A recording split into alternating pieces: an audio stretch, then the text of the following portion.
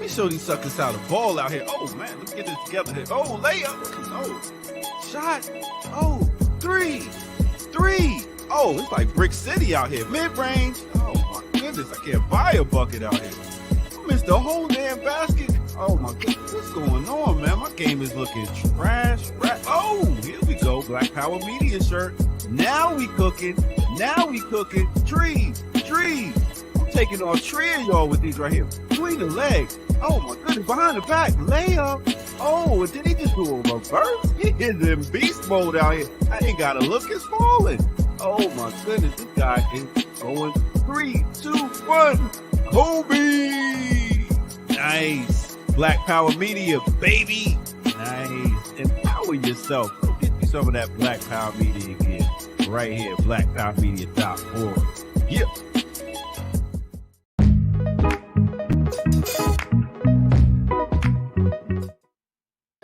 You know what it is, good people. Welcome back to Black Power Media, where it's time for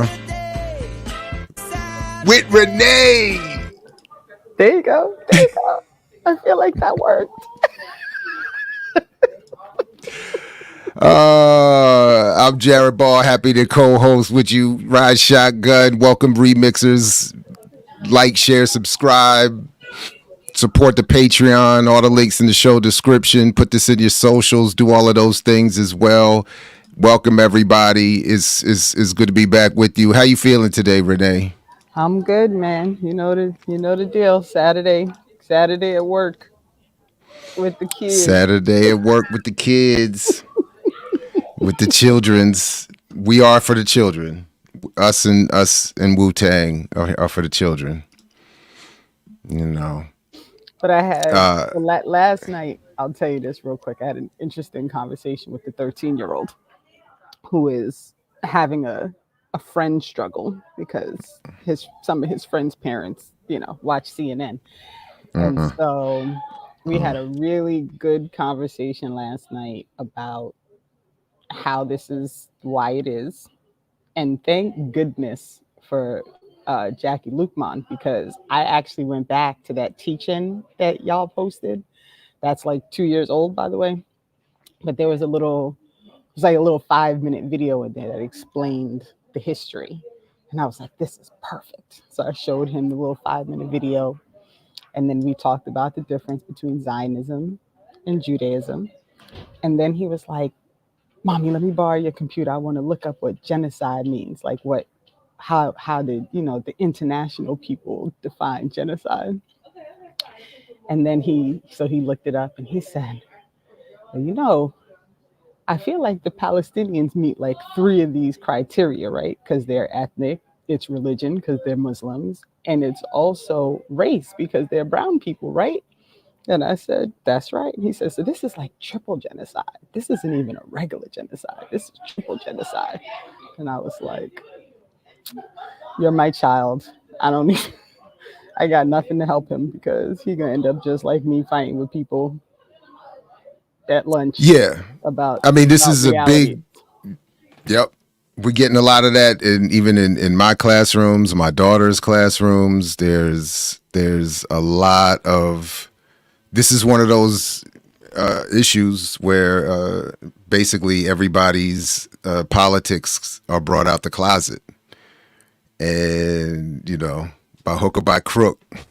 Right. And he was trying to understand. He has friends who are Jewish who were being called anti-Semitic because they were saying free Palestine, and he could not.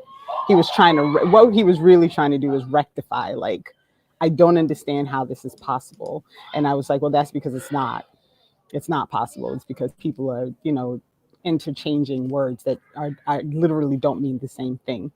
But, it was interesting to me to have that conversation with him and to really give him, he said he was trying to shore up his arguments for when he talked to people. And then he said to me, well, what do I tell people when they say it's not genocide? I said, ask them how many people need to die before they'll consider it a genocide. And they won't be able to answer. And what would they need? Yeah, that's Right. And what would their definition of genocide need to be satisfied? What is it? What exactly has to happen? It's not always going to look like those black and white videos of World War II. It's not always going to look like, I don't know what other examples are acceptable for mainstream use of that term, but it's not always going to look like that. But if this isn't it, I've also encouraged, I mean, it's a different step and it's not a popular one, but I have encouraged people to go back. Maybe we should do it here at some point. Just go back and reread the UN post-World War II UN resolution on all of this. The world was pretty clear.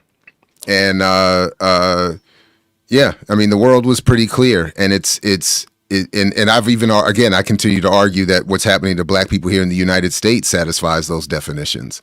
So definitely what's happening in Gaza and West Bank, it's not pretty over there either.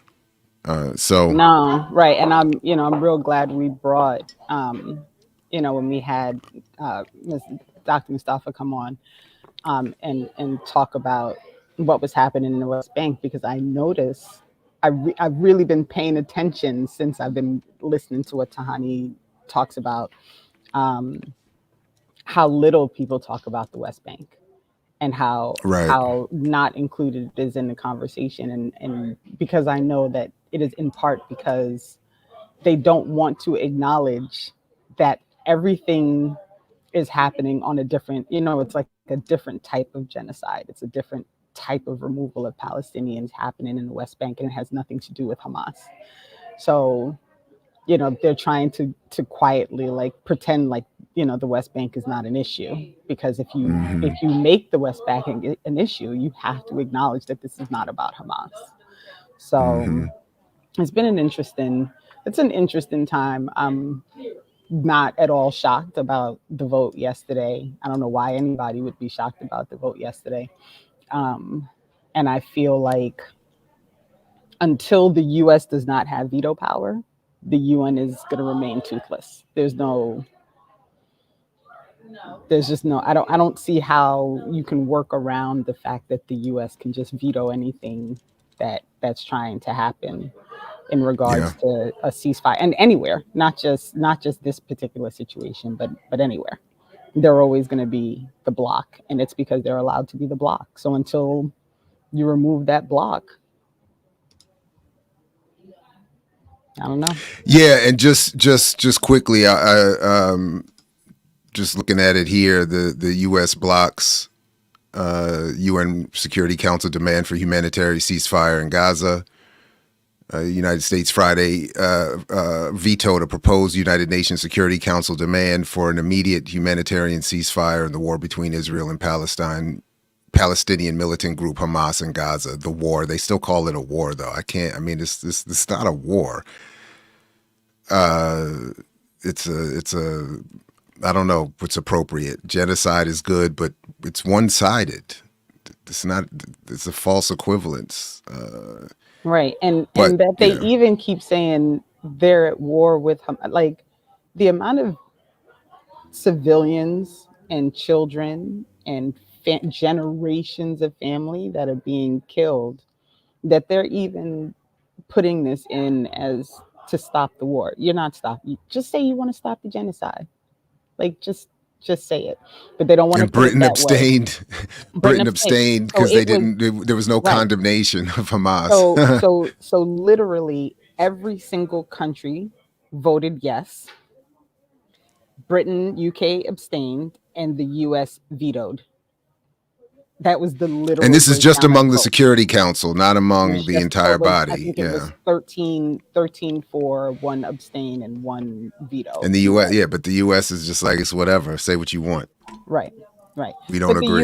The UN is run by the US, and it continues. I will never forget reading that international report that I told you about, that Professor Campbell was one of the special rapporteurs for, and reading how the US basically changed the rules that were set up by the UN regarding torture, so that they're allowed to torture people within our borders.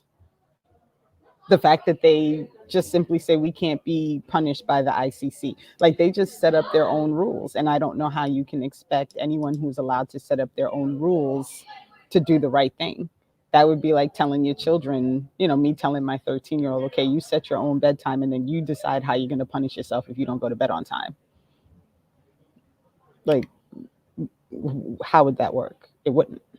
It's the same problem with the armed agents of the state. They're given all the freedom to make the decision on how they respond when they do things that are totally unbelievably disregarding of human life. And it's because they're told to set the rules, and then they're told to make sure that they figure out how to punish themselves when they break the rules that they set. Who's doing that? No one's doing that. Yeah, that's wild. But at least here in the United States, with a police force often trained by Israel, you've uncovered some improving conditions. Things are getting better, right? Because police are getting more training. They're going to conferences. They're going to conferences. I mean, what really? It's almost like here in the United States, we should stop complaining that things are.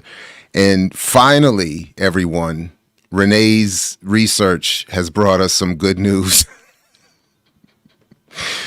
Because the police, bless their hearts, right? Bless their hearts. They go out here, they perform this difficult job. They're underpaid.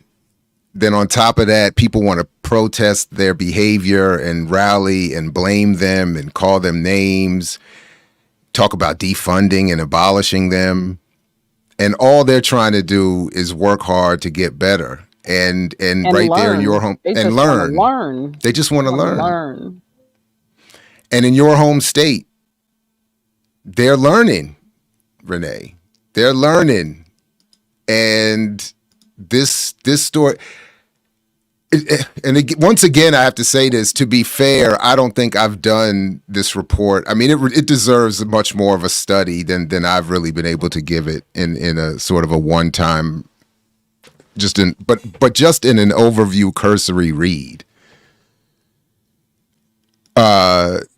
This story here, the high price of unregulated private police training in New Jersey. So I want to turn it over to you to get your thoughts. So I just want to start by, if I can, as a segue for you, Renee. If I read what I read correctly, the efforts of people in the community to put pressure on the police that led to some nominal claims of change, where in New Jersey they said, hey, you know what? We're going to do the sensitivity stuff. We're going to do cultural and diversity stuff. We're going to learn how to de-escalate. And we're you know what New Jerseyans, is that what people in New Jersey call it, New Jerseyans? You know what, New Jerseyans? We heard you, and we're going to do LGBTQIA training. We got you. And then they went to Atlantic City, and it was hundreds of them from all different municipalities, all different levels. Everything went to Atlantic City. And so the reason, so I'll let the audience know, and I think this might be the first time I've ever done this to Jared in like the process of all the times that I've like talked to you about things. I text Jared and I was like, you have to read this thing so that we can go through it tomorrow, because this was wild. And this is the state who did this report and looked into it. And the reason they did it was because of the cost to the state for this training. So in the process of researching why this training costs so much money, this is what they came across. And I was really like, I want to be surprised that, police officers were allowed to spend some time in Atlantic City hanging out and doing their training. And in the middle of that training, they were basically told to do all the things that they are not supposed to be doing if if we're really talking about improving the way the armed officers of the state engage with people in their communities. um and it yeah, yeah, I do you I see you have highlights. I'm gonna let you do your Well, highlights. first, let me just check. So I'm getting a couple messages about the volume of my mic being way more than yours. Did this adjustment make any difference to anybody? If please let me know. By the way, and I'm so, remind me at some point we got to come back. I need to do a couple. I don't want to interrupt this segment here, but I do, though I already have. I do want to help me remember to come back. I got to do a couple shout outs from a couple events yesterday, and but we'll come back to that. Yeah, I do have some highlights because one of the things that I think I noticed in all of this is that this is again the fallacy of the claims in this country that there should be a separation of government and economics. That particularly among the lies of the right, were the more overt lies of the right about we want small government, we want private.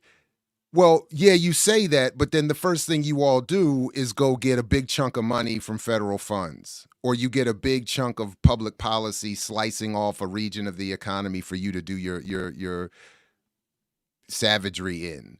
And then this is what happens here. And it reminded me, and I should have said this to you sooner. And maybe we could do a part 2 on this next week. But you and others have got, because I kept seeing when I was reading this, I kept seeing in my head a replay of Hands Up, Don't Shoot. No, I'm sorry, Do Not Resist. The documentary Do Not Resist. Have you seen that?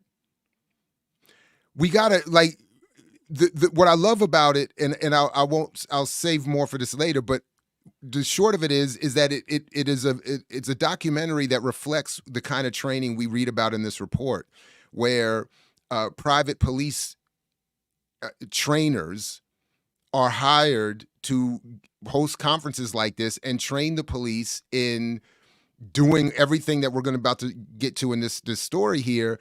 But the documentary is cinema verite. There's no script. There's no narrator. It's all just this cameraman following the police, going on their raids, going to their conferences, and just turning the camera on. He because of his insider access with his own police family, he was granted this access, and then all he did was show it.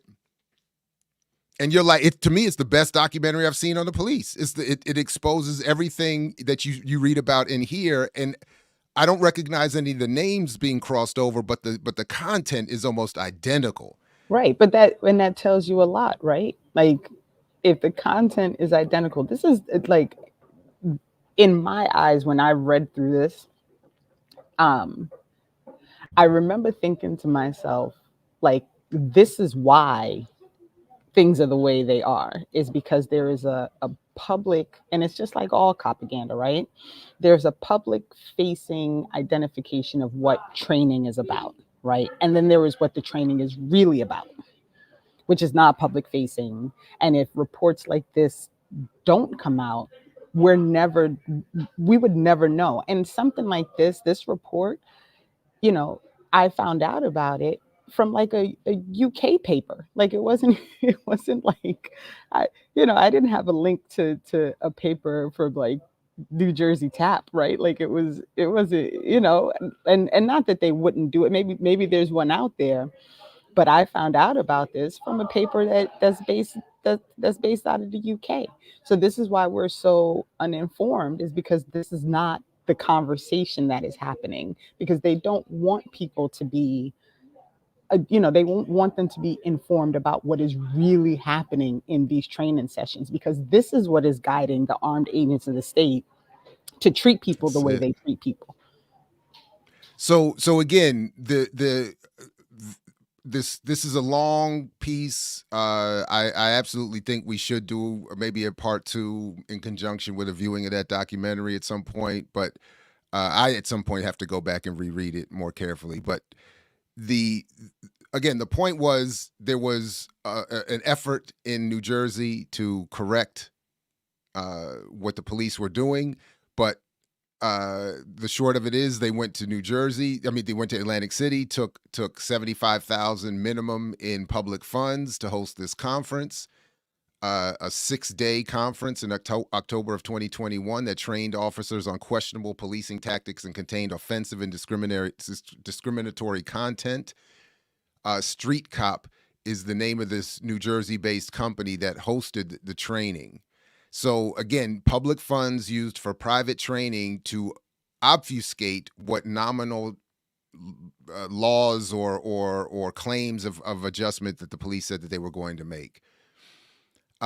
Just a few things that were found there. Instructors at the conference promoted the use of unconstitutional police tactics for motor vehicle stops. Some instructors glorified violence and an excessively militaristic or warrior approach to policing. Other presenters spoke disparagingly of the internal affairs process, promoted an us versus them approach, and espoused views and tactics that would undermine almost a decade of police reform efforts in New Jersey, including those aimed at de-escalating civilian police encounters, building trust with vulnerable populations, and increasing officers' ability to understand, appreciate, and interact with New Jersey's diverse population.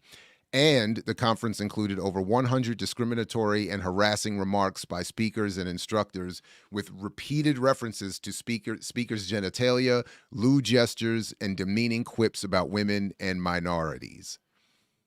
So, you know what? I didn't look at these videos. I don't know if you saw any and think that we should play any. So I read through it and I tried to just make sure I had a full grasp, and I wasn't surprised by a lot of the information, but I do agree we probably need to go back and do a full thing on, because it's a lot. It's a long report. It's a lot of information. There's a lot of links. It's a lot. But I think it's important that people understand that this is literally why things are the way they are, because this is the real training, right? There's a huge focus on, with all the studies that are done about how traffic stops are the basis of almost the majority of issues that happen with regard to dealing with police officers, that the things that they're being taught about why you have a traffic stop, prolonging the traffic stop, engaging with people during the traffic stop, this is why. This is the problem. That's it. So the initial 75,000 has ballooned over time to this agency to this organization. Street Cop records show that the company is an ongoing vendor with New Jersey law enforcement agencies and has received at least 320,000 from various New Jersey agencies for other police trainings conducted between 2019 and 2022. So in 3 years, this 100,000+ per year for these training. And to your point, they even mention here that this is an additional cost to the retraining. Like, police officers get this paid retraining that they're supposed to go to after all these years of protests. It's pre-George Floyd even, and then they have to go. Despite the cost of that retraining, all of this money is spent on retraining the original training that the retraining was meant to retrain them out of. And it just all of this stuff, to your point, people are reporting what kinds of interactions they're having. And this guy Benigno, however you pronounce it, is the head of this thing. He's calling instructors fucking idiots, and this Benigno declared that the following factors from the RAS checklist prove that the supervisor was a fucking idiot. The woman has her arms crossed like she's guarding the vehicle. She's smoking a cigarette. After being asked if there's possibly a possibility of her passengers having anything illegal in the car or large sums of money, the currency, she says, not that I know of, but I think that because I told them I don't deal with that shit and they're pretty good guys. I didn't even set that up properly, but the point is this guy is running this training and teaching police how to be hostile with the public, how to be hostile with their with their supervisors who are trying to train them the new ways, hostile with the what is it, the internal affairs groups. Like, he's training the police to taking public funds to retrain the police back to their original horrific behavior. So, and I'm in the process of working on this still with Matthew, but you remember the Reimagining Safety documentary that we've been trying to figure out how to do something on Black Power Media with. Now, he's about to, hopefully, fingers crossed, it all works out. He might have a distribution. So in which case, which would be great, because then we can just do it here and do a full thing. But one of the people who is part of the documentary is an ex-police officer who left the force because she was basically like, I had kids and I couldn't resign within myself, like, doing this anymore. Like, I just couldn't do it. But she talks about the training and what they were taught to do, and, you know, the things that were focused on.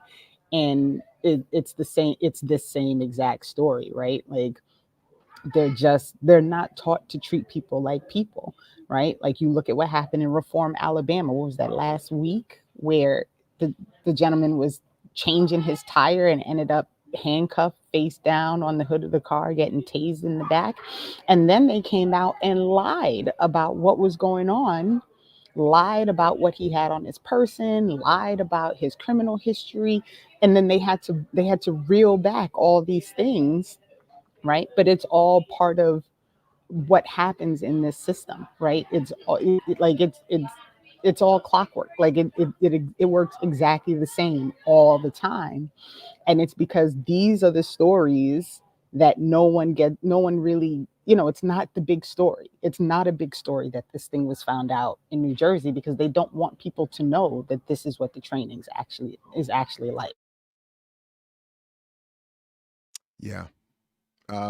Teaching people to pull people over for arbitrary reasons. Then there was, the glorifying violence piece, the us versus them, the insignias, bad Democrats, good Republicans.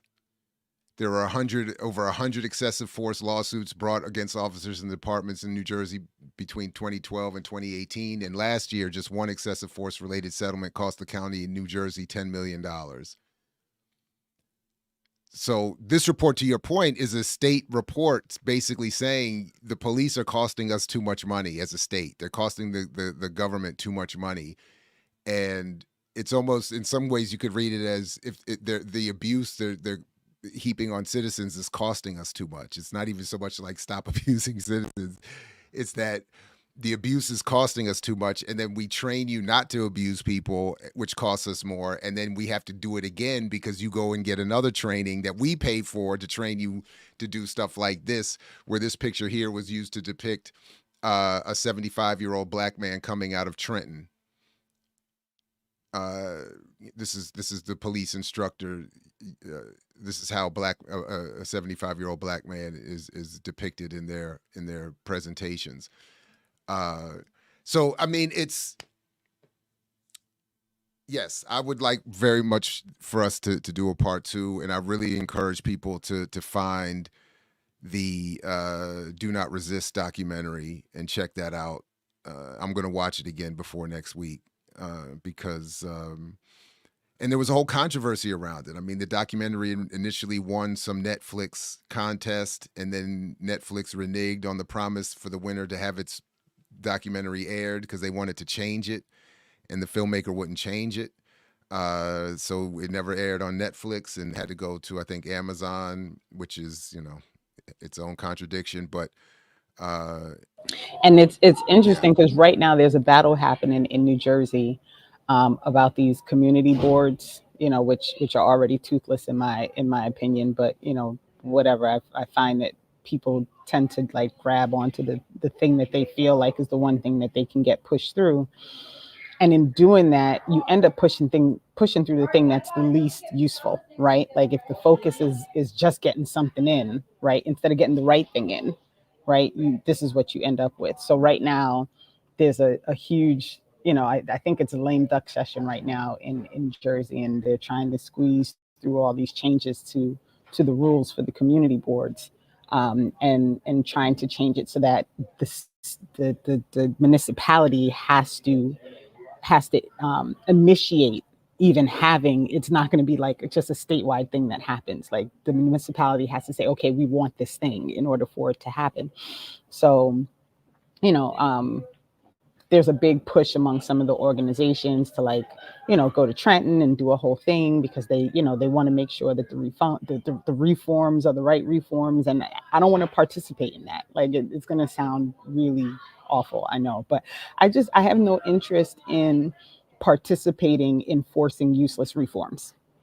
Like where are we going with this? So I'd much rather find a way to get Daruba to get on with some folks and being like, this is what we should be doing, right? This is the fight we should be having, instead of having this fight about making sure we can have these toothless policies in place that aren't actually going to change anything, aren't going to do anything, and aren't going to fix anything. I don't have any interest in that. So, you know, I don't really know how to move forward on that end outside of, you know, we've confirmed our location. We got a spot to host this every month. So we are definitely doing our abolition training in New Jersey, starting in January. And we have a plan going, and we're going to, you know, start kind of really like laying out what we're going to do every month. But it's now set and confirmed. We're definitely doing it. So I'm going to do what I can. But this was wild, and I had to text you. I was like, he has to see this. Like, you can't come on in the morning and be like, I didn't really have a chance to read it. It's like, I need Jared fully engaged. And Nelson, by all means, have at it, my guy. Have at it. By the way, I just reached out to Daruba to see if he's available next Saturday we'll just see if we can get him to come on and talk about some of this. And yes, please. And if he is, I'll send him this report. And I wish we could. Yeah. Do you want to, real quick, since we're on this armed agency, this state, do you want to real quick look at the Darian Harris story, just because it's another mind boggler, and we still got a few minutes before I guess is going to jump on. Please break this down, because I did not get a chance to look at this too carefully. Judge overturns murder conviction that was based on eyewitness who was legally blind. Right. Prosecutor said that they plan to retry Darian Harris, who was sentenced to 76 years in prison for 2011 murder in Woodlawn, based on the eyewitness testimony of a man who it later was discovered was legally blind. Wow. Okay. Yeah. So there was a shooting, I think it was at a garage, and Darian Harris has always stated he was not there. He was at home. I think he said he was watching a football game, if I remember. Or no, he was watching a basketball game at home when this was happening. And he was tried. He was sentenced to 76 years. He has been imprisoned and incarcerated since this all went through. And they discovered that the eyewitness was legally blind. And so obviously, if your eyewitness is legally blind, they're not actually a good eyewitness. And so the conviction has since been overturned, but he is still incarcerated and being held as he waits for a new trial, because the system is unwilling to, you know, just step back and say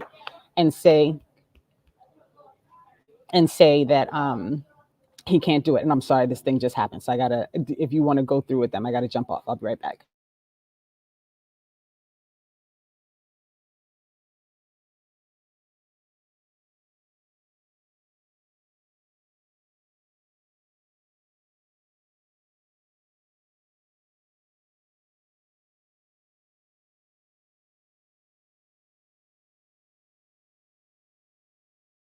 I'm muted. Sorry, everybody. So while Renee has to tend quickly to some work related issues briefly, I just want to take a quick moment to step away from that story until she gets back, and then take a moment to shout out some things from yesterday, if I can. because yesterday was a great day for me, selfishly. Started off with Earn Your Liberation yesterday morning, which I always enjoy. Had a great time. Then at later that afternoon, we got to have the panel in tribute to Orasami Burton's Tip of the Spear, which was fantastic despite my tech issues. Some for some reason Skype wasn't willing to work for me yesterday, but the panel I thought was great nonetheless, and I shared a little bit of my review of his book, and we got to chop it up with Daruba, Robin Kelly, Sarah Haley, Ruth Wilson Gilmore, and Orasami Burton himself, which was great. At some point, I'll have to do like a little petty segment about some things about that I thought were funny about the discussion. But and then later, and Renee, I see you coming back. I just took a pause to do these quick shout outs, and then I didn't want to go into the rest of the story. And I'll say, and I said it to you while we were backstage waiting to start. That was such a good conversation, and I always enjoy when people try to challenge you with stuff that's like. So later, so that's that part. So then that's the last part of the shout out. So after the panel, the Tip of the Spear panel, I ran out to immediately jumped in the car, ran down to Baltimore, and where Black Men Build, big shout out to them, hosted me for a discussion of the myth and propaganda of Black buying power. And it was a live event. People showed up. It was also online. Anyway, so it's out there on their channel. And but yeah, and then and it's funny because I can see them in the crowd. I can see the ones. I bet you can. Waiting. I bet you can. And that's actually what I watched. I haven't watched the panel yet. I watched. Okay, yeah. The Black Man Build.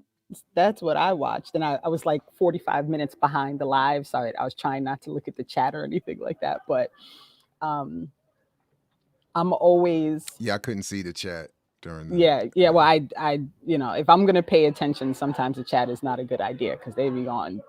We get on a tear sometimes on the chat in like a totally different direction than what's happening like on the screen. So I've learned if I really want to listen to what's happening, not to look at the chat and to just listen to what's happening.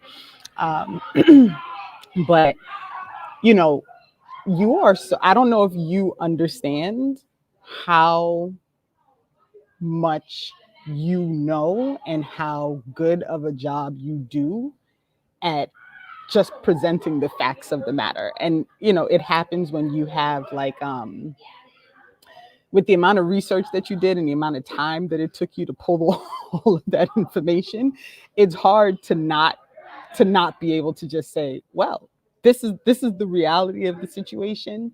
But I enjoy when people challenge you and you're like, listen, I didn't say I had the answer. And you said something that really struck me as you were answering somebody about this.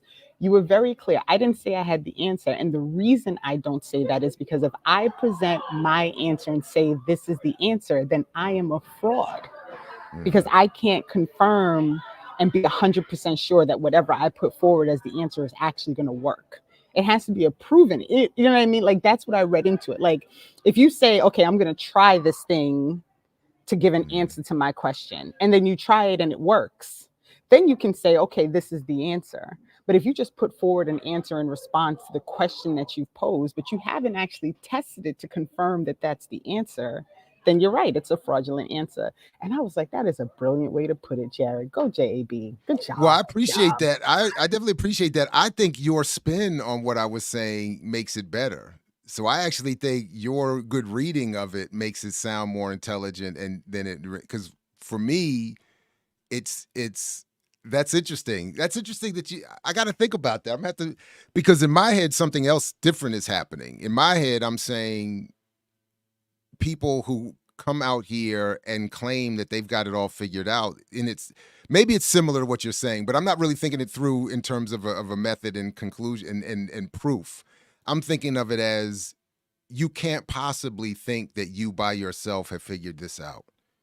And I don't like when people present themselves as that. And I don't like when people are not willing to say, I don't know, or there's some, because I understand what happens, because you could see it in the moment. People, I can see when I say that, people, I feel like I can see that they're going through then maybe I shouldn't listen to him so much. We are conditioned, I think, to want to hear from someone that they've got it all figured out. We want that when we show up in an audience, and when that person doesn't do that. So but I like your version of it, and I think it's not wrong. It's just it's slightly playing out differently in my own head. But if you think about it, if you really think about it, that's the crutch of the problem. Like, that's the crux of the problem, right? Like, if you give an answer that you can't confirm is the right answer, then it's not a good answer. It's only a good answer if you have confirmed that it is the correct answer. Right. And so I think that's important. But I can see my man. He was right up front, Renee. He was right up front. The minute he started talking, I was like, here we go. Frowning. He had a scowl. There's always, and I get it. I mean, even Two Black, the wonderful Two Black, admitted when he first read my argument that he got mad at me. He was like, I didn't even know you, and I was mad at you. So I get it. I definitely understand it. I've been having this discussion for a very long time, and well before the books came out and all of that. And it's a play by numbers at this point. I know that that's going to happen every time. And I just have to. So yeah. But by and large, it was a great discussion, and I really appreciate. I just always appreciate those kinds of spaces where, and as I said to them last night, I love those spaces where Black people are just. And I've decided that's what that works. So just so you know, I've decided that works so well that when I finally get all these pieces in place and I drag you up to New Jersey, that's what we're gonna do. You and me are going to sit on a chair, and we're going to have a conversation, and you're going to talk about the things, and then we're going to let people answer questions. I've made the decision. I appreciate that. That's my most comfortable. I prefer that. When I did that, Mark Lamont here, I don't even think he aired it. I hope they didn't air it. It was the worst. It's like one of the worst interviews I've ever done. I do not do well in those sort of straight. I need that more relaxed podcast discussion. The whole thing, present this in 3 minutes, 2 minutes between, I'm not good at that. So yeah, I appreciate it. It was a good time, and big shout out to them. I think our guest is in the back. I'll let her turn her camera on so we can confirm when she's ready. But if in the last couple minutes, again, big shout out to Dr. Burton. Please, if you haven't, read Tip of the Spear, everybody. And thanks again to Black Men Build for all the great work they're doing and hosting the discussion last night. And y'all can all be jealous because I am in Geechee's reading group. Oh, Barter and Build in the building. That's what's up. Fired up. I can't wait. I'm so excited. Yeah, I got to get back. I got to get my Mondays cleared again so I can get back in there for that. Yeah. Because any excuse to reread that is fantastic. So, all right. That said, quick. I don't really have. I gotta build some transitions, but let's go ahead and move on to our next guest, who is here and has done some great work. And I'm very interested to hear more about this subject. So I'll turn it over to you to do any introduction you like, and then. All right, and this is the bio that she chose. So Tamanisha J. John is an assistant professor in the Department of Politics at York University. She studies Caribbean development, sovereignty, and politics, as well as Canadian foreign policy, economic imperialism, financial exclusion, and corporate power. And I am very, very excited to have this conversation about Venezuela and Essequibo and Guyana. And thank you so much for joining us. And thanks out there into the universe for Ricky Ryan, who is the person who jumped on last week and said, you need to read these articles. And so that's why I decided to track you down. Itinerant so, producer. Thank you. Welcome. Thank you. Professor John, welcome to the program. You get the applause introduction. And appreciate your work. Welcome. Thank you so much for having me. Can you all hear me, or should I get headphones? You're a little tinny, it's a little low, it's a little low. I just want to make sure everybody can hear you clearly. 1 second. Let me go and get some headphones. No worries, no worries. So I'll just let it. So in the interim, do you want to start with her tweet or the article? The Twitter thread, I should say, or the article? So the Twitter thread is based on the article. So maybe start with the article. All right. So again, shout out to Black Agenda Report and the article here, Guyana and Venezuela, the crisis of imperialism currently unfolding in South America's Caribbean coast, by Tamanisha John, from the end of November. And it does a great job of outlining some of the background, the history of this Essequibo region, and the conflict between Guyana and Venezuela. And for me, I have to admit, some disappointing revelations about the hopefulness of the revolution down there. You know, Venezuela, a little disappointing, a little bit, but take it away. Yeah.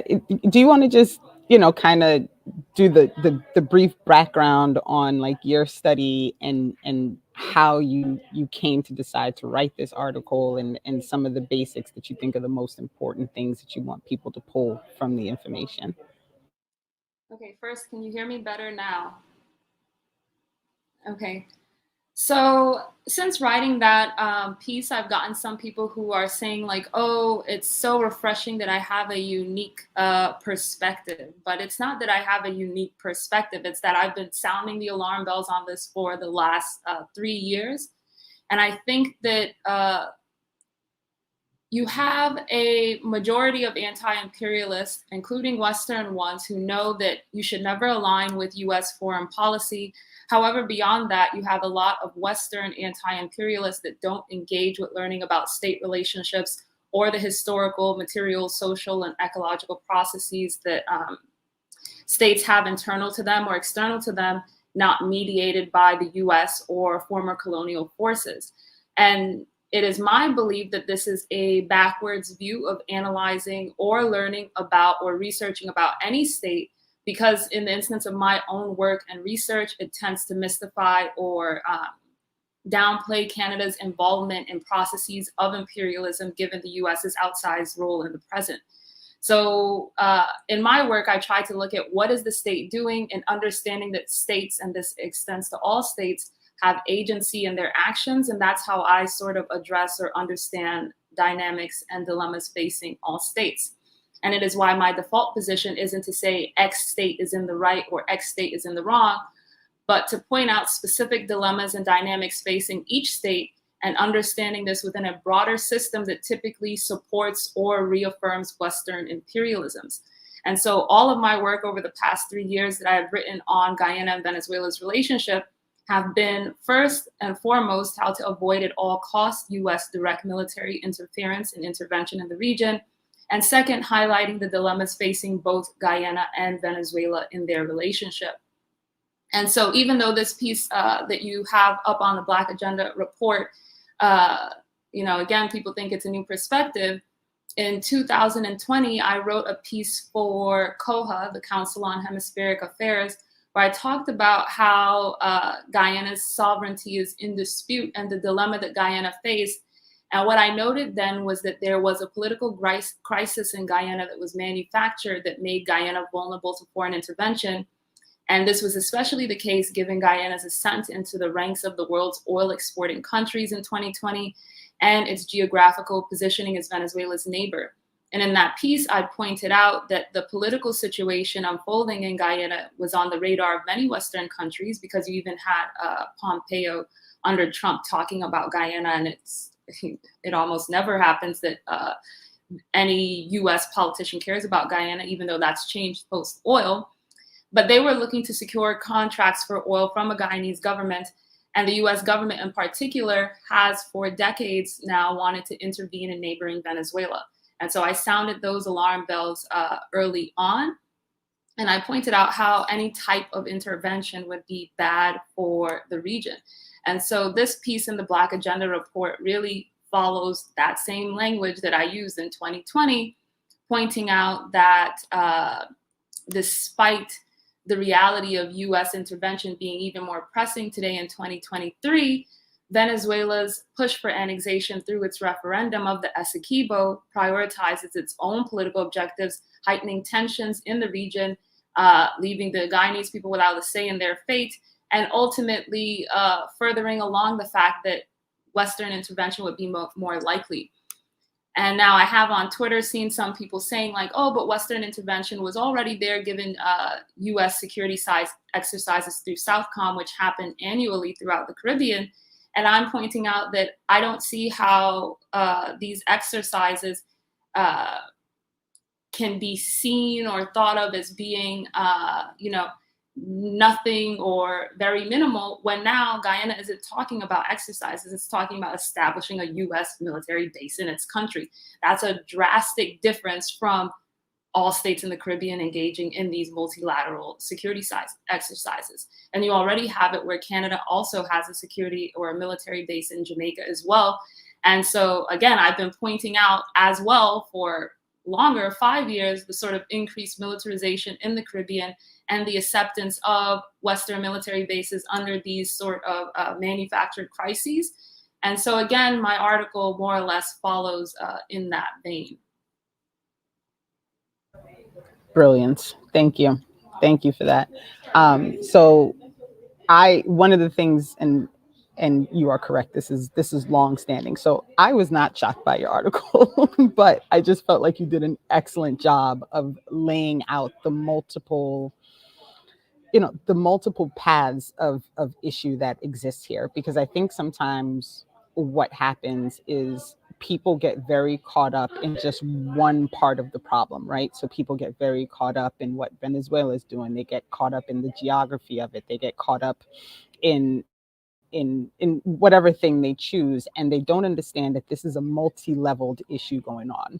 So can you explain a little bit more about the dynamics in Venezuela? Because one of the things that you brought up that I thought, I'm so glad she said this, was you discussed the politics side of this and how, there's a part of this that's being utilized in an effort to ensure that Venezuela remains, on the path that it's going with the current leadership.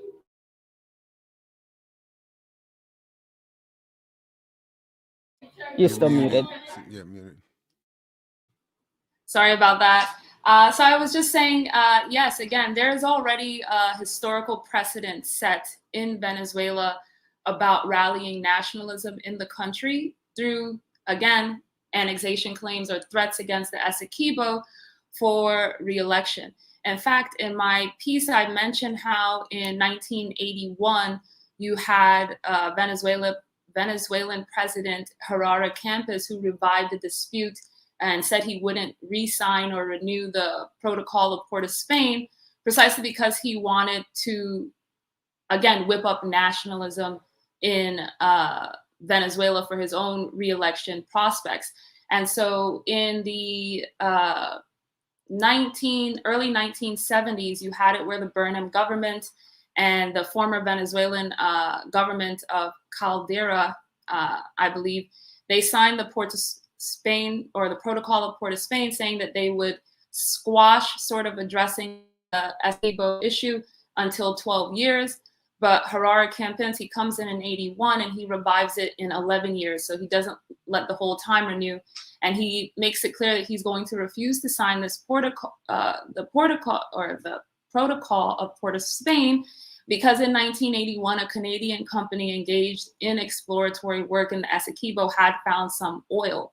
And so in 1981, at the time, nationalism in Venezuela was reignited by Campos, and some Venezuelans actually pressured his government to take aggressive action in Guyana to reclaim the Essequibo. And even though he kept up all of this nationalist rhetoric, he didn't have any real intentions to intervene, given the Burnham government's relationship with the military government in Brazil. Nonetheless, the reason he whipped up those claims was because a Canadian company found oil. He was worried about his own re-election given opposition in Venezuela. And so like the Betancourt presidency in the 60s that also first revived the claim against the Essequibo, he started claiming that Cuba was going to send 15,000 troops from Angola into Guyana to like defend the Guyanese border. And because the Guyanese government didn't confirm or deny these claims, they took that as that being true. And so he whipped up a lot of Venezuelan nationalism for his electoral chances, and also due to the same sort of oil resources. And so in Guyana today, you have a lot of magazines or newspapers who point out this history, basically saying, this is the same playbook that Maduro is doing. There's oil. This is a very nationalistic topic in Venezuela, given the sort of historical rightist waves of whipping up that type of nationalism for re-election prospects. And now, as in the 60s, as in the 80s, and as in 2023, it is now highly politically unpopular for any sort of opposition in Venezuela to not support these sort of nationalistic claims on the Essequibo. Because one, now you can say, well, popular mandate, the people of Venezuela want us to reclaim the Essequibo. So it doesn't matter if you're a imperialist in the likes of Guaido, or if you're, to the left of Maduro in Venezuela, if you don't support these nationalistic claims, then you are a traitor to the Venezuelan people. And so you see that right afterwards, those were the claims made right away. A lot of people were also confused as to why you would have this referendum pushed through and then give companies 3 months to leave. Well, if you give them 3 months, you guarantee that it's going to be on the election agenda for next year as well. And so all of these dynamics are, of course, at play. And this is, again, why I stress the importance of analyzing both the internal and external dynamics of states to get a more broader picture of what's actually going on.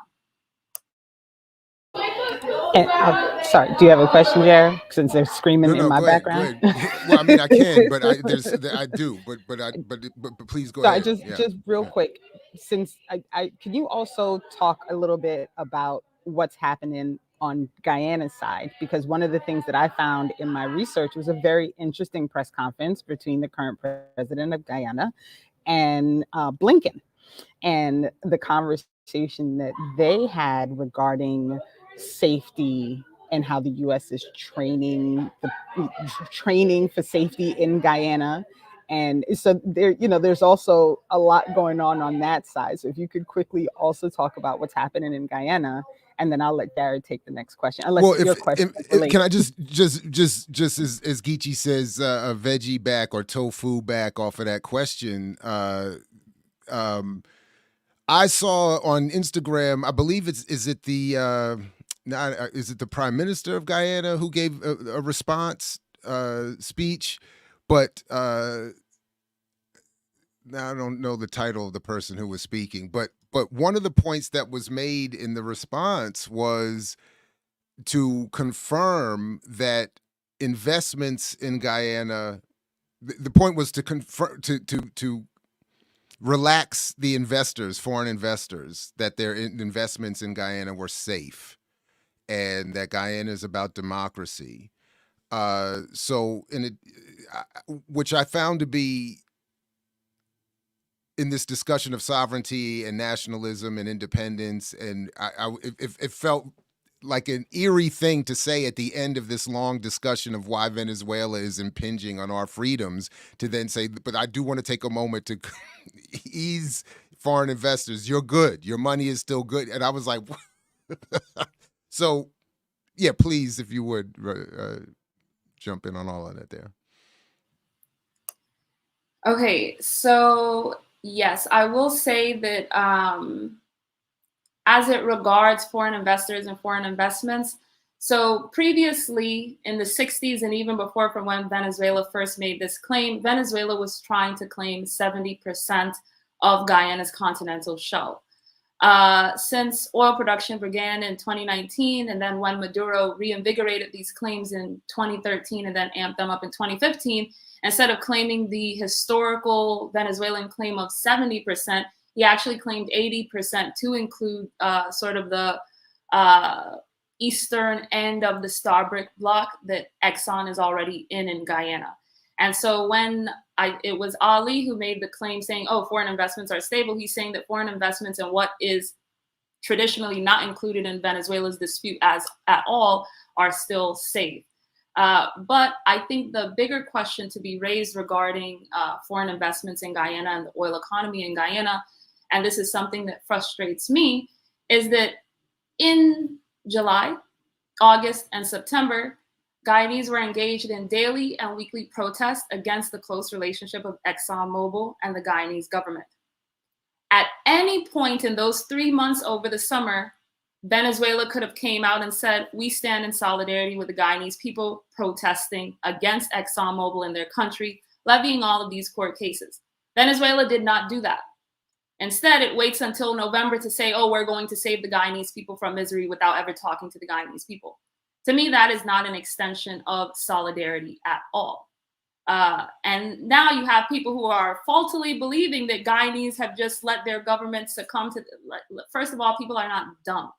Guyanese have been protesting oil in Guyana since first production began in 2019. A survey earlier this year in February, when they surveyed Guyanese people, I think it was 86% of them said oil is not going to benefit them in their development. 13% of them said that they didn't know. So how do you have it that Guyana is being branded as this new petro state that's developing all this much, and most people in Guyana are saying it's not going to benefit them? But because of how sloppily Venezuela decided to intervene and just push this annexation claim, as my article in BAR highlighted, I was worried because finally you have some type of protest in Guyana, and now you're going to basically shepherd these people into a nationalism that isn't going to address foreign capture in Guyana, precisely because you're making some bastardist claim that doesn't stand in solidarity with people in Guyana. So I do want to note that there. Second, Venezuela wants to establish a state in the Essequibo, and when it sends out its 8-part outline, one of the outline is that it wants to immediately have companies start searching for resources in the Essequibo. Everyone at this point already knows that the Essequibo has oil. A Canadian company found that out in the 80s. So now for Guyanese, it just seems as if Venezuela is trying to invade our country to do resource capture. And so now we must nationalistically, for obvious reasons, stand behind our government because we are a population in Guyana of less than 1 million. Venezuela is close to 30 million. And just as it was the case historically, there is no way that Guyana could fight Venezuela, right? So that's why historically Venezuela would claim, oh, the Cubans are going to come to help the Guyanese stop us from taking back our territory. That was the conservatives of Venezuela saying that. And then in today, of course, you have a government who comes in, given the no confidence votes in 2020, they're more so aligned with the US because Pompeo made those statements telling the opposition in 2020 to give them power since they won the elections. And now they're going to look to the US and say, hey, come and help us. We don't have the military size. We've never had the military size to fight Venezuela. And all of this, again, as I said, makes Western intervention more likely. And so it is not any sort of irony.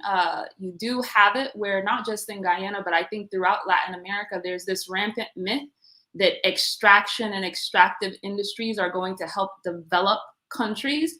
And so we see left governments in many of these states granting concessions to foreign investments in extractive industries that always displace Amerindian peoples or African peoples or vulnerable populations in countries. And I think that this is something that we must tangibly reckon with if we're saying that not only are we anti-imperialist, but we care about the environment.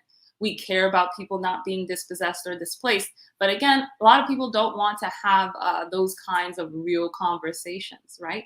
What does it mean that you're now creating petrostates from 2020 to 2023 when you know climate change is a reality that we must all reckon with, that no states are going to allow for climate refugees?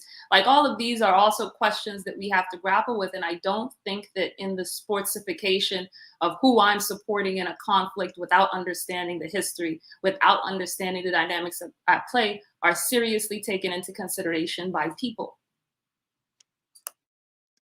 You were touching, I think you probably already explained this, but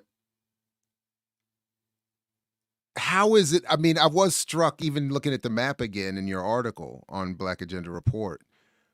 Why is Exxon even there in the first place? So, because I thought we were clear at this point that when colonized and oppressed communities find or discover some natural resource, that things don't know. I mean, this is not a sign that things are going to go well. There's a predictable pattern that seems to get followed once this is, but yeah, if you could just highlight for me and anyone else kind of getting lost in all this, like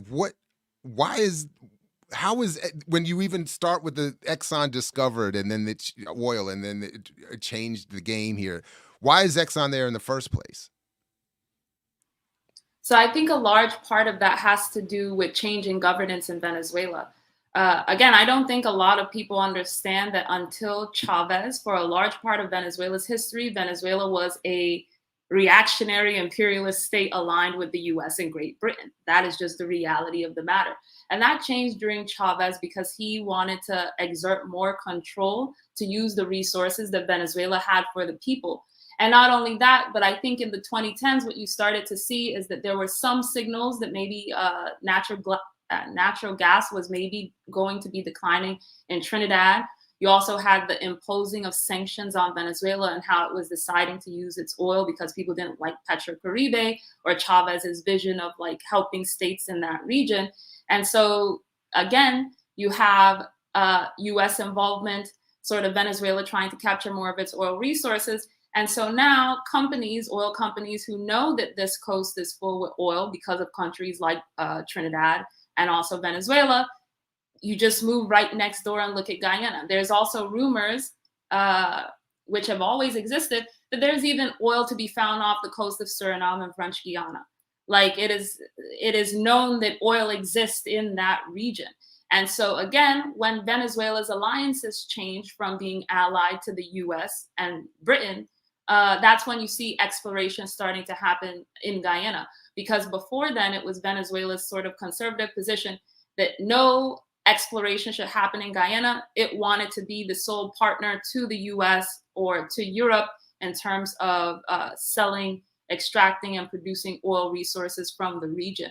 And so even at the eve of Guyana's independence, you had a lot of politicians talking about the fact that Venezuela was engaged in economic blackmail against Guyana. They don't want Guyana to exploit or explore their own resources, et cetera, et cetera, et cetera. And this is why history matters. And as you say that, because it just occurred to me that I don't think I had you actually lay this out. And I did a lot of digging and thank goodness for Ricky. So what made me even start having this conversation was I was trying to understand the historical movement of the actual region, right? And trying to make sure that I understood. And so Ricky came on to straighten me out, as she does. Thank goodness for her. And then, but I was really just asking a question because I did not know. So can you kind of run through the actual like history of the region so people understand why the land actually does belong to Guyana and why this is kind of this should be the non-starter argument, right? Like we shouldn't even be having this conversation, but can you break that down? 100%. And as I have always said, history matters. And so when you look at the Essequibo, the area was first claimed by Spain in the late, mid to late 1400s, then by the Netherlands, and then by Great Britain. And in the days of Spanish colonialism, when the Dutch controlled Guyana, it is true that the boundary of Venezuela was set at the Essequibo. It wasn't until 1830 when Britain acquired Guyana and also when Venezuela became independent that you had sort of British explorations throughout the Essequibo in the 1830s and 40s because there was rumored gold deposits to be found. Like when you think of El Dorado or the Gold City in South America, that is the region that you're talking about. And so what happened is that in the 1830s, in the earlier parts of the 1830s, as Britain is looking for these rumored gold deposits, you don't really have anything being said or done by Venezuela. Then you have this guy named Schomburg who starts to draw the map favorable to Britain, basically documenting all the parts that they had looked for gold and didn't find it, and including that in Britain's territory.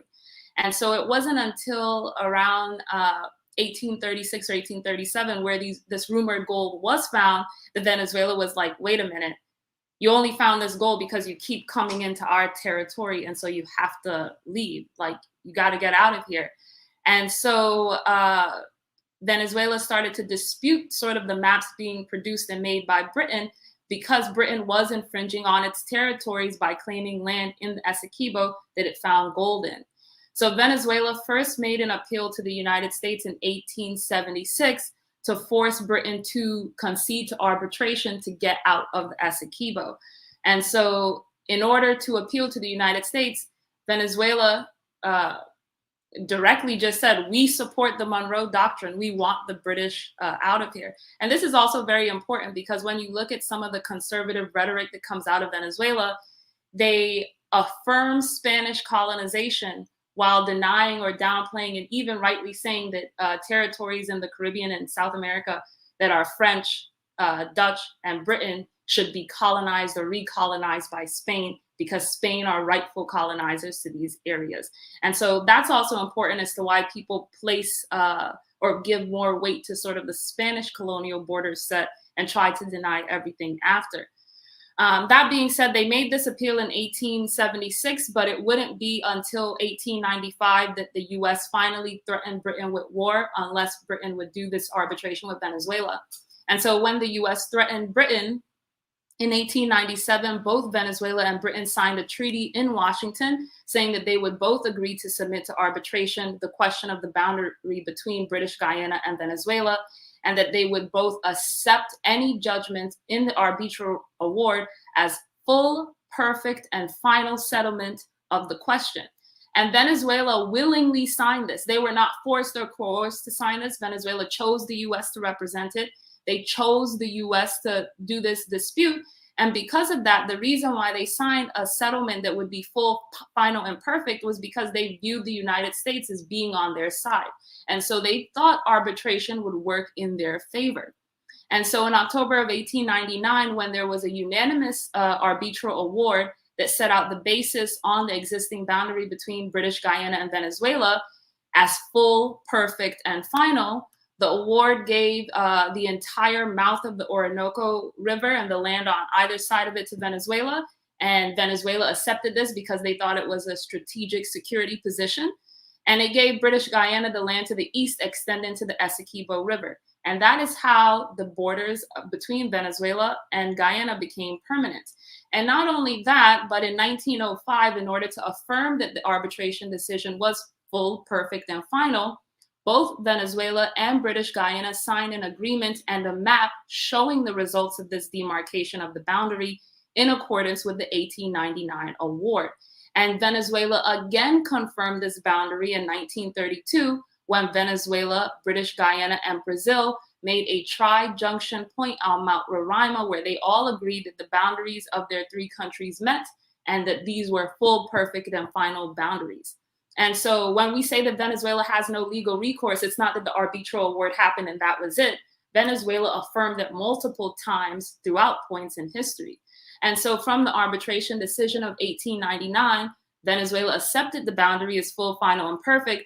And for 63 years, while Guyana was still a colony under Britain, not only did Venezuela accept it and establish the precedent for acceptance of these borders for 63 years, but so did the international realm, international maps, et cetera, et cetera.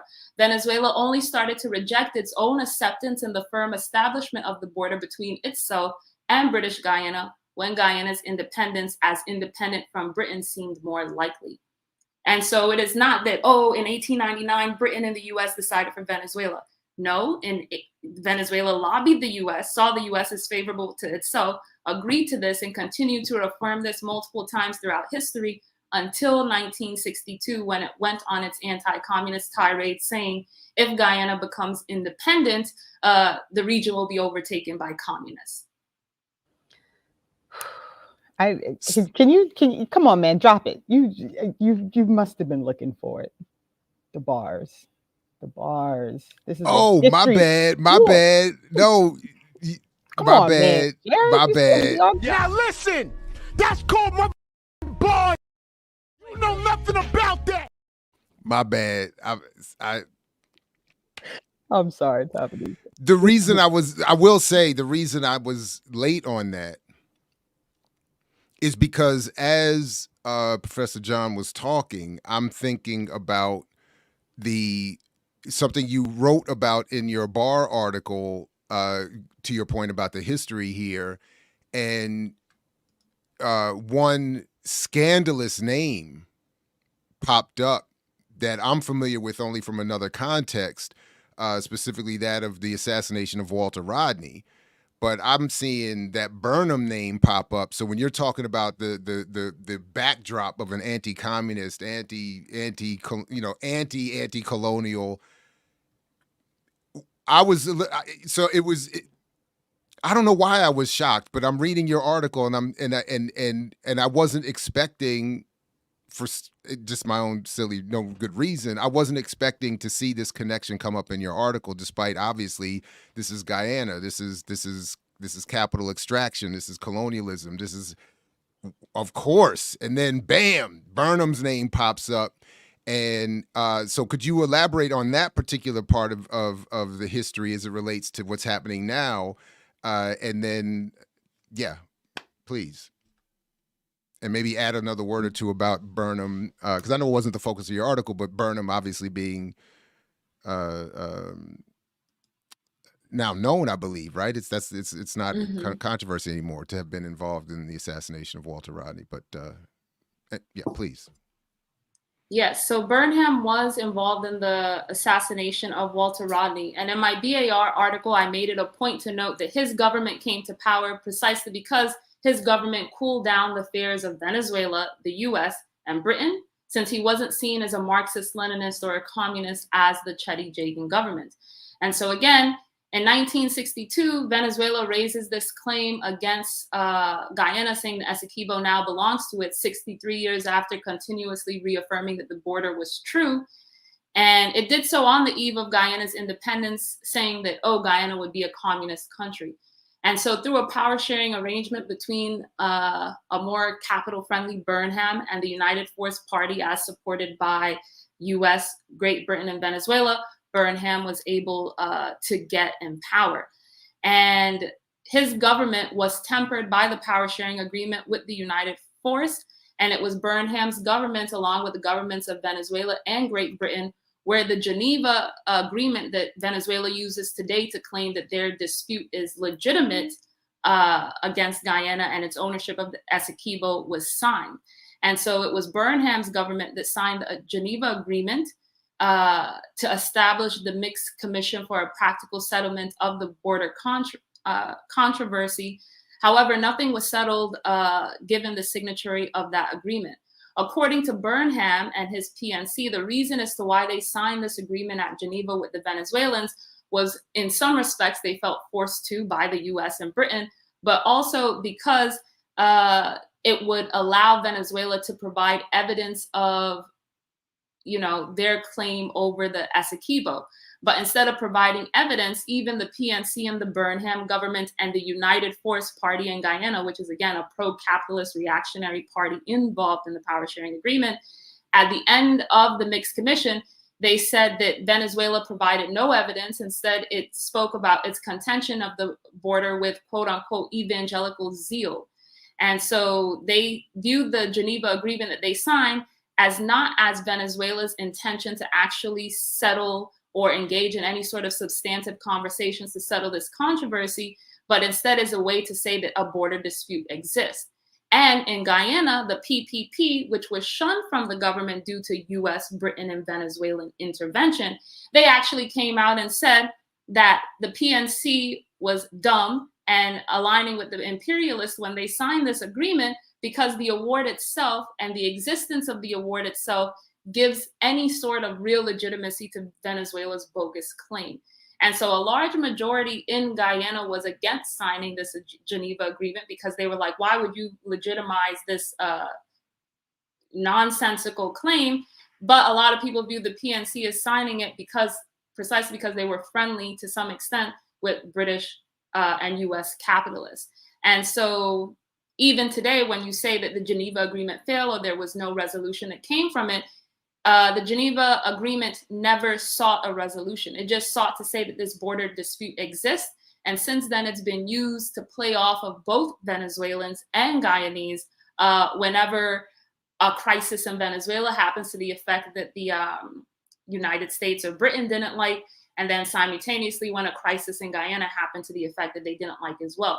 So at various times from the 60s into the 1990s, prior to Chavez getting into power, you would see little skirmishes or bouts of aggression by Venezuela into Guyana anytime politics seemed to be swinging unfavorably, and this was unfavorably to US and Western interests. And so the Geneva Agreement itself was a unique ploy to say Venezuela could be involved in Guyanese politics if it was becoming too communistic, right? And so the Burnham government, for all of its socialist rhetoric, it was reactionary, but they also pointed out that, yeah, we were essentially duped by signing this agreement. It was not to settle anything. It was just to always have an eye on our internal affairs, essentially.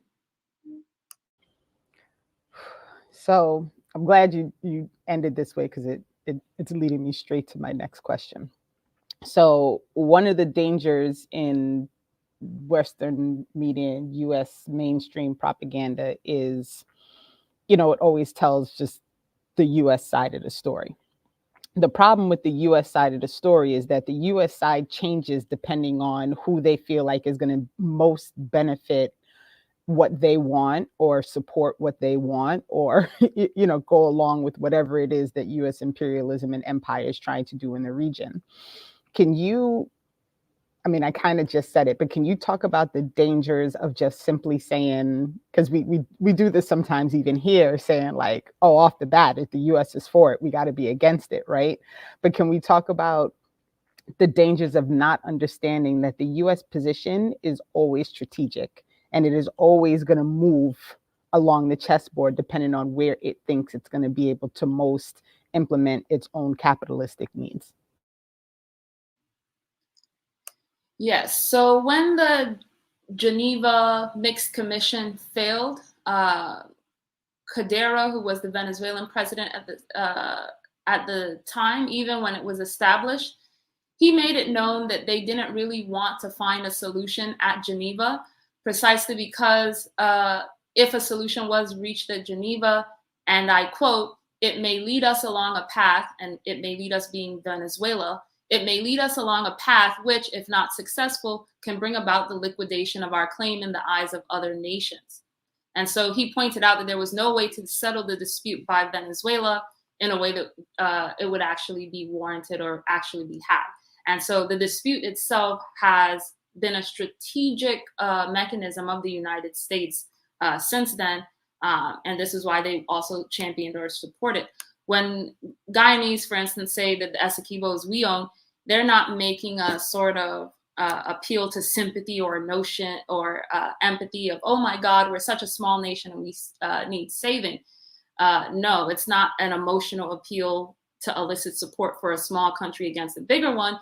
It's that based on law, legal definitions set precedent by Venezuela, the Essequibo already belongs to Guyana. So now the question becomes, what is the US strategic position in all of this? Well, for a century and for decades, the US has had a friendly governing body within both of the major ruling parties in Venezuela. That changes when Chavez gets to power. And then next to Venezuela, you have Guyana, which has a strong anti-imperialist foundation and Marxist-Leninist foundation that actually brings the country into independence. Since then, you have that these parties, precisely because they've been pitted against each other, not just through this border controversy, but through direct interventions and occupations in Guyana, you've had both parties sort of water down their rhetoric, and they're no longer socialist or Marxist-Leninist parties as they were in the 50s and 60s. They are shells of that. And so sometimes I see people even on Twitter saying like, oh, President Irfan Ali is a socialist. And I'm like, no, he's not, right? That just doesn't make sense. And this is why these histories are important to study. And so when we think about the US strategic position, now you have a left hostile government who wants more control over their oil resources in Venezuela. And you have a state with party politics that have been pitted and divided by Western interests, so much so to the extent that whichever party is in power seems to be able to deliver resources to their constituents. And so now you have both parties who are going to want to vie for power and have control over these oil resources to bring development to whoever their constituents are. And so the strategic position then is, okay, one, the hostile governments, or now two, this government that's no longer hostile to you because you've essentially been intervening in their politics since before, during, and after independence. And so now strategically, it is easier for the US to align with Guyana and the Guyanese state. And so you see people who, again, mislabel the parties today as socialist because of the history of party formation and party creation in Guyana. But that history is just not there. Today, what you have is you have a poor country who is trying to develop, and they're told that this oil resource could help them develop. And they enter in one of the worst oil deals any country in the world has ever had with oil corporations. And unshockingly, because of that, you've had, I think it's around 11 or 12 court cases against the government. And the government and ExxonMobil in Guyana are literally listed as co-defendants in these cases. And I think in one or two of the cases, the Environmental Protection Agency is also a co-defendant with ExxonMobil. And so we are talking about entrenched sort of political maneuvering and politicking, saying, oh, we're going to promise you development that's not really happening. I think that last year or the year before, ExxonMobil made $6 billion effectively from oil extraction in Guyana, and the government got less than $1 billion. It was close to $500 million. And so it's pure highway robbery. That's how skewed this deal is. You're making billions and billions of dollars and giving back millions and saying, well, they can use this for infrastructure, et cetera, et cetera. So it just is robbery. And so strategically, the US is going to protect capital. Strategically, that means that the US is going to protect and be on the side of ExxonMobil, who has strained relationships with the Venezuelan government ever since Chavez came to power. And so the US does not care about Guyana. In any sort of conflict in the region, the only people who are going to suffer are the Guyanese and the Venezuelan people, mostly Guyanese indigenous and Venezuelans indigenous peoples and African peoples, who are the predominant groups that live in the Essequibo region. You have some people who say, oh, I shouldn't talk on this because that would also include the fact that my family is living in the Essequibo region. And so this is not just a chessboard game where we're picking sports team sides. This is real implications for real people. And I think often when people talk about the sportsification and US strategy, they forget the fact that, no, you're messing with real people's lives. It means something that you have over 10, 11, 12 Amerindian communities in Essequibo, some of them who don't speak English, and now they're probably going to be thrown into some intervention because you want to reaffirm Venezuela's chauvinism over an area that it technically, legally does not have any claim over. And it means something when, instead of saying we need to support and protest against Exxon and stand in solidarity with Guyanese people as they're proposing Exxon, to say, no, the Guyanese people are all in agreement with the government and there's never been any protest against Exxon. These court cases mean nothing in Guyana that they're waging against their government. It's a captured state, so they need to be invaded and taken over. Like, both of those positions, quite frankly, support US strategic interests, because now you have people who are fine with Venezuela hostility, which then warrants US military bases in Guyana. And then you have some people in Guyana who would be happy that US military base is made in Guyana, precisely because that means that you won't see as aggressive protests that has been happening in Guyana against oil happening, because now those citizens are going to be more policed. And so it's a very sad situation where anti-imperialism, principled anti-imperialism against US intervention, against a US establishment of military base, is being reinterpreted somehow as you don't want the Guyanese people to be saved, as if they need saving, they need solidarity, as if you somehow think Venezuela is more capable of exploiting resources because they control more of those resources. It's still resource exploitation. And as we have seen, it is not a viable long-term or sustaining path to development if you can be cut off just like that based on what US strategic interests are at the time. And if they disagree with your government, you're cut off. Like, we have to think a lot more deeper about these things and what real solidarity, internationalism, and standing with people actually look like against U.S. intervention and imperial forces setting up base, a literal base, not exercises, a military base in a country.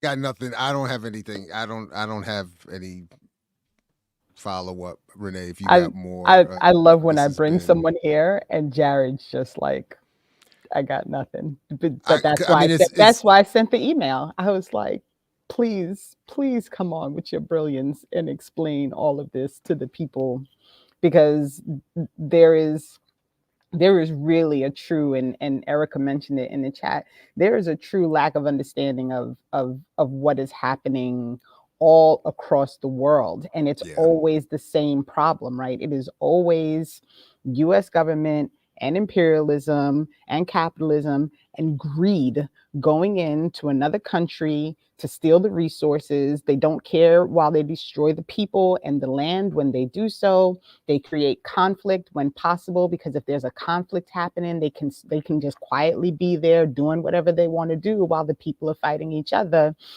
And it is literally the same cut and paste play that has happened all around the world. It's literally the same problem, and the US is always involved, and Canada is almost always involved, and they get to hide behind the US and sit in the shadow of the US and pretend like they're not part of it, right?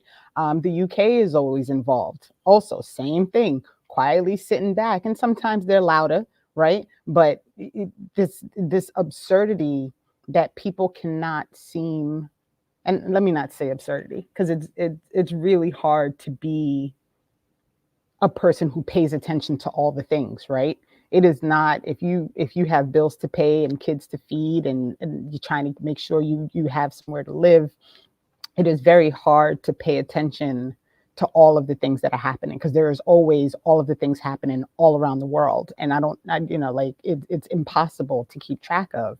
But there is also, I believe, a decision that people make to not attempt to even understand a little bit of it, right? Like, it does not take a whole lot of time to even just read one article, right? Like, find one thing that gives you a little bit more of a historical basis about what is actually happening in the region, instead of just listening to whatever nonsense is going on mainstream media and complying with that storyline. Because mainstream media is an arm of the US government. They're not telling the people anything that the US government does not want them to hear.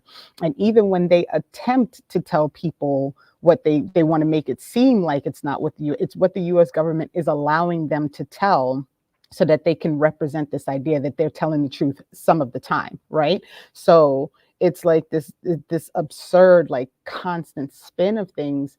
And she'll be mad at me, but I have to thank my mother, because she's all the time like sending me, read this article and watch this thing and make sure you're paying attention to this thing. But she's 70 years old and retired, and like she's got her goats. She's not doing a whole lot. But so I think I'm so thankful for her for bringing things to my attention sometimes, because I would miss it. Like, it would be really easy to miss getting up at 6 and feeding the kid and driving to school and coming to work and all the things. And I want to thank Jared, because this is literally what I wanted to do, right? I wanted to make sure that we created a space and a platform where we were going to be able to bring information to the people who are watching, so that they can be aware of the things that they would not be aware of otherwise. Because this is not a conversation that's happening in the mainstream. It's simply not. And so I don't know if anybody else, did you have another question? The only thing that I really just am stuck on, and I don't know that it hasn't been covered already, is just the projection of Venezuela among the US based left over the last 10, 15, 20 years. And the reflexive response I know I had to reading a criticism in a left outlet from a Black perspective about Venezuela. And it was like, Dad, this sucks. Like, because if you're not like me paying enough attention to that region or to the history of that country or to the more importantly, the more recent political machinations of the country, the reflexiveness is to defend Maduro against Guaido and the U.S. backed attempted coups and all this, and Maduro's going to extend the Chavez, all of that, and then all of a sudden you turn around and then not coincidentally, perhaps relatively blacker nation, African descended population ends up getting abused all over again. It is like it's.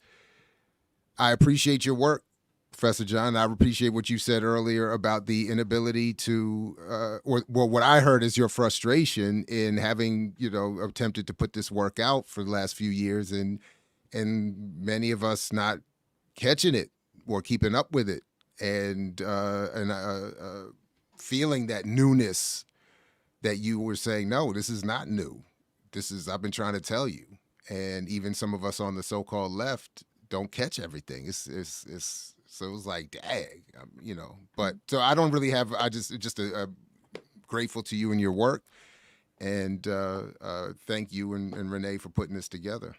It's been fantastic. And an extended invitation, because as this continues to play out and as more things happen, you will definitely be getting a "Can you come back and explain what this next step is that is happening?"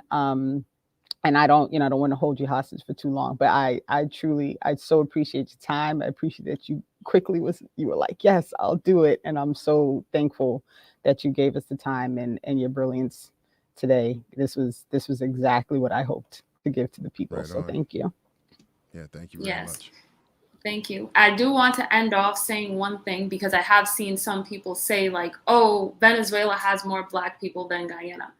When I say that Guyana has a population of 800,000 people, and 29% of that population, or 31%, depending on which census you look at, are Africans, of course, Venezuela is going to have more Black people than Guyana. Venezuela has 30 million people in its population, over 1 million of them being Black. And so I've seen some of those disingenuous arguments, and I'm like, if you want to say that Venezuela has more Black people than Guyana, Venezuela will have to be 29% Black. Not just have in real numbers 1 million Black people, since they have a population of 30 million against a population of less than 1 million. And so you do see some of those disingenuous claims. And I also want to note that in 2022, we were memeing this on Twitter, because you have it where there's a contingent of Central and South Americans who believe that the only real colonization that happens in the Caribbean or in the Americas should be Spanish colonization. And so they advocate for Guyana, French Guiana, Suriname to be recolonized by Spain. They advocate for Belize. No, Belize is a part of Mexico. It's a part of Guatemala, but Guatemala is a part of Mexico. And so don't get caught into these traps, because these are right-wing conservative traps that want to reaffirm Spanish colonialism as somehow nicer or better than French, British, or Dutch. Colonization is colonization, just like slavery is slavery. I don't care if you say, oh, but Portuguese and Spanish slavery was nicer. No, it's still slavery. Colonization is still colonization. Why reaffirm Spain as nicer or somehow more legitimate when colonialism is colonialism? Slavery is slavery. I don't care. And why is none not an option? Exactly. Like, I get so pissed off at seeing some of these claims. But yes, as we all should. Having me on. Thank you, and you will definitely hear from me, and I really, really appreciate it. And hold up, what? I'm sorry, just a quick, because I'm not without experience. I'm not entirely without experience with the Guyanese population. So big shout out to Guyana, and this idea that it is not a beautifully Black population or is somehow less so than somebody, that is crazy. That's wild. Yeah. So big shout out to Guyana and the Guyanese people. And thank you again. I'm sorry. But thank you again. This is great. Thank you so much. Have a good rest of your day. I appreciate you. Right on. Peace. Bye. Peace. Take care. Renee. Let me tell you knocking it out the park When people answer my emails, I be so excited when people answer my emails. In fact, this is what you be doing on a weekly basis. Although I don't want to be Cuddly Mike. I don't want to be Cuddly Mike. No, but it's just a representation of hitting a home run. Is he demonstrating? We not.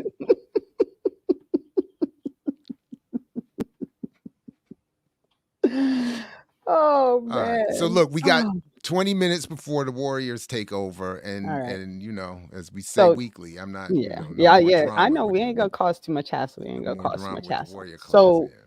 So we have two things. So actually, there's like three things, but tricky. And did you want to say anything else about the Darian Harris situation? I did sort of cut that off when you had to step out. Sorry, and I really just wanted to call attention to it. I wanted to make sure that people were aware that there is currently someone sitting behind bars who is awaiting a retrial because he was previously convicted and sentenced to 76 years because he was eyewitnessed by someone who was legally blind. And we're not so we just and as much as this happens, right? The wheels of justice turn and they run over the people who they're supposed to be, taking care of. And the story was just wild to me. It was wild to me that, this and the idea that the judge who is currently reviewing the case actually said, well, because of the charges, I'm not comfortable just releasing this man. And it's something that people also don't understand when they're looking at the system, right? We talk about the armed agents of the state, and we talk about military, and we talk about all these things. And sometimes we miss the fact that all of these things work in tandem, right? Like, you cannot have something like this happen if it is not part of a system where they are happy to continue to incarcerate a person who they know probably has not committed the crime that they've been accused of, right? Like, someone is able to prove that they did not do a thing, and they can sit behind bars for years waiting for someone to confirm, yes, we agree, you didn't do this thing, right? But even if the argument is that this isn't in and of itself proof that you're innocent, it is proof that the process that got you convicted was wildly flawed. And that by itself should be like, I mean, you could, if you needed to, or make sure this person isn't absconding without leaving them in prison after they've been there for 12 years on something that on a scandalously empty. How can the witness be blind and be the only witness, and that be enough to get you locked up? Right. For 76 years. For 76 years. And in the article, they speak to his wife, and she's like, I really thought he was going to be able to come home for the holidays. And I guess that's just not going to happen now. And, it's all part of the same crappy ass system. Right. And it just, we got to find a way to break this shit, man. Like, these stories, man, they're unbelievable. I gotta check it with Kamau or somebody, but like, is this connected? Because it was during Obama's presidency that I think he used one of those national security annual national security whatever I forgot what they call it, but but he got rid of habeas corpus, if I'm not mistaken. And I'm wondering if these kinds of cases are at all connected. I'm in other words, because it seems like if you shouldn't be able to be held. Well, I guess they would say he had a trial, but if the trial is proven to be or shown to be so wildly flawed, it seems that you shouldn't be able to be held. Right. Right. And I am curious now I gotta look into that.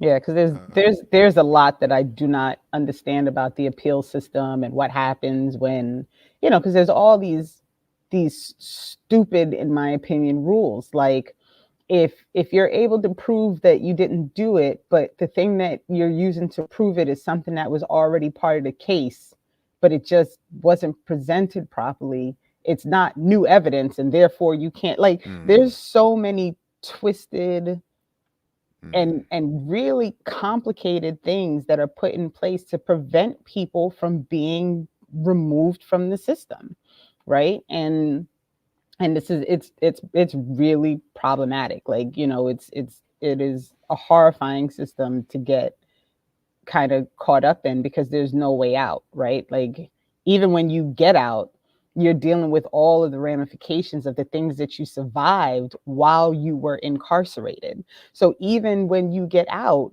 you are still suffering the trauma of that experience. You still, you know, all of the things, they're still there, right? Like, you may be free, but now you have to, you know, you have to adjust to all the changes, right? If you've been locked up for 40 years and you get free, the world is completely different than it was when you went in, right?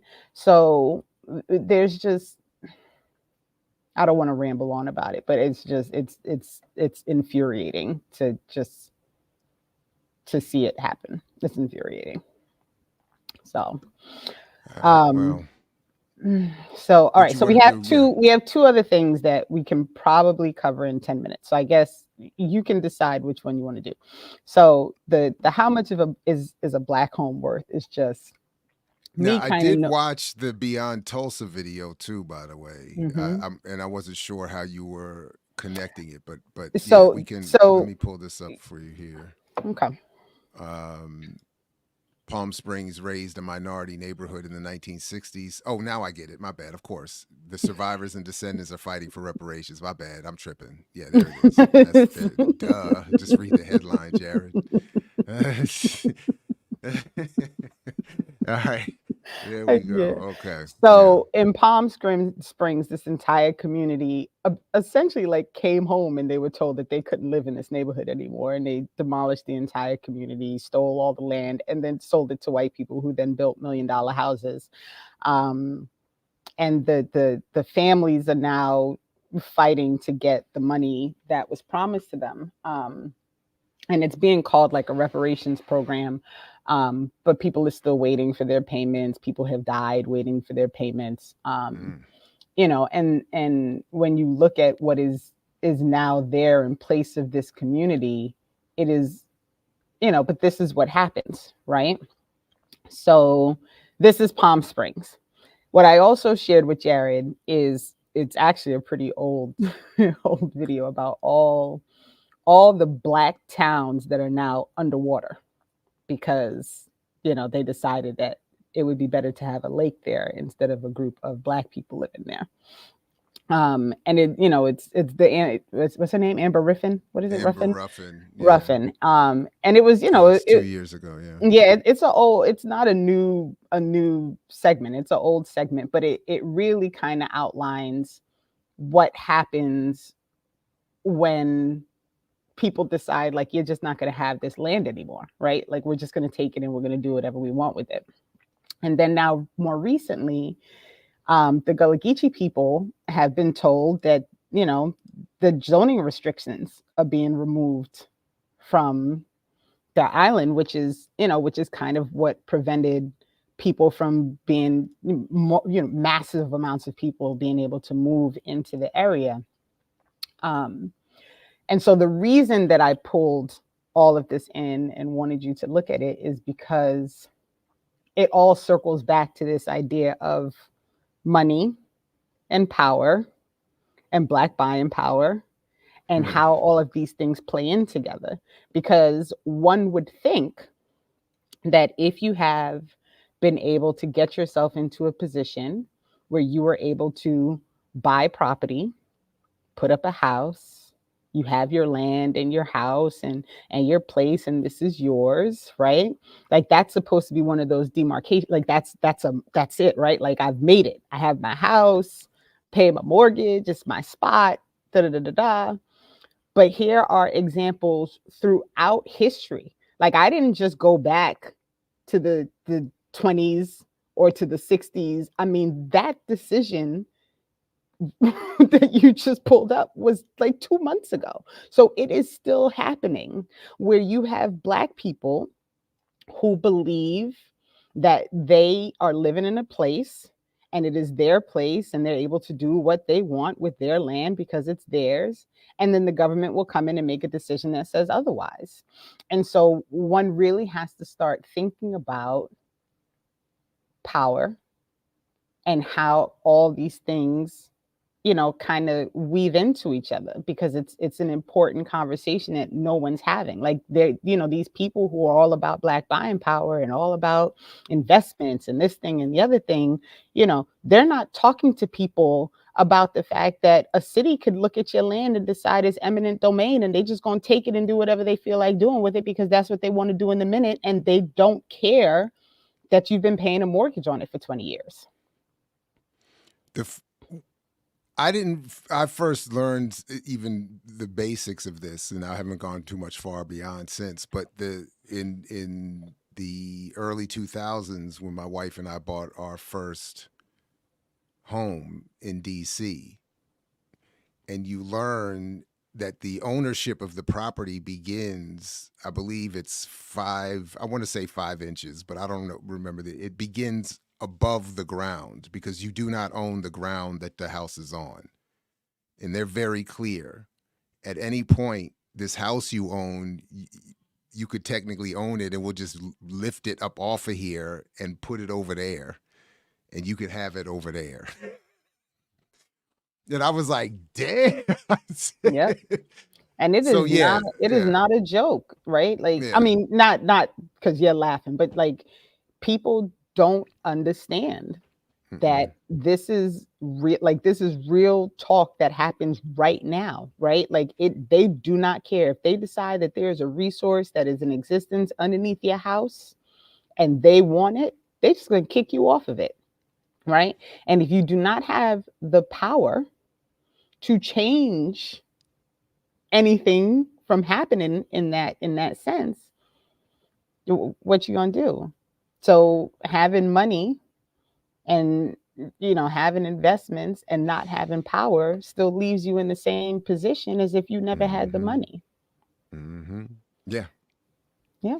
Yeah, So, no, that was wild. And then and what Miss Ruffin was talking about in that video was also that this happens to white folks and others as well. But particularly when it happens to Black people, the history is also taken away.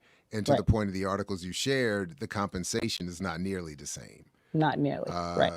And that article I saw briefly was talking about, this is Black people moving out west in the 60s as part of that great migration out of the South, where it's supposed to be better over here, and California is supposed to be better. And to this day, it's known as some blue liberal fantasy land. And then, but no, the nightmare of blackness, of Black existence here extends. You think you're going to outrun it by going to California? Nah. Nope. Nah.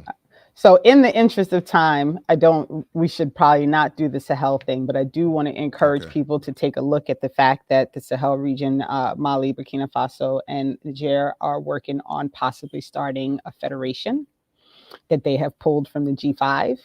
And Mali was first, but most recently Burkina Faso and Niger have pulled. And because of that, the G5 is about to be completely dissolved, because the last two countries don't want to be in there by themselves. There's really no point. But in the most recent conversation between the leadership of those three countries, they are discussing starting a federation and trying to do their own thing. And I've been, you know, kind of sort of watching it and seeing how things are being discussed in Western media as like a stupid plan, and, you know, it's never going to work, and, you know, all these things. And also thinking back to all the conversations when the coups were happening, you know, to kind of, you know, look at it like, you know, is this really something that's going to become like a thing that benefits the people?